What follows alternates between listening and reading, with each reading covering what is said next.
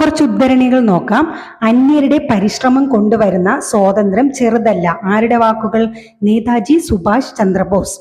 ദില്ലി ചലോ, ജയ് ഹിന്ദ് എന്നീ പ്രശസ്തമായ മുദ്രാവാക്യങ്ങൾ നേതാജി സുഭാഷ് ചന്ദ്രബോസ്.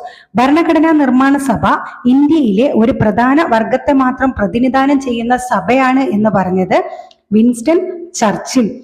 ഈ ഭരണഘടനയിൽ ഏറ്റവും പ്രധാനപ്പെട്ട വകുപ്പ് ഏതാണെന്ന് ചോദിച്ചാൽ എന്റെ ഉത്തരം ഭരണഘടനാപരമായ പരിഹാരം കാണാനുള്ള അവകാശം എന്നാണ്. ഇത് ഇന്ത്യൻ ഭരണഘടനയുടെ ഹൃദയവും ആത്മാവുമാണ് എന്ന് പറഞ്ഞത് BR അംബേദ്കർ. മംഗല്യ സൂത്രത്തിൽ കെട്ടിയിടാൻ അങ്കനമാർ അടിമകളല്ല എന്ന് പറഞ്ഞത് പാർവതി നെന്മണി മംഗലം. ശുഗപുരം 1946 ഇങ്ങനെ പറഞ്ഞത്. എന്താണ്? മംഗല്യ സൂത്രത്തിൽ കെട്ടിയിടാൻ അങ്കനമാർ അടിമകളല്ല. ആരുടെ വാക്കുകൾ? പാർവതി നെന്മണി മംഗലം, ശുഗപുരം 1946.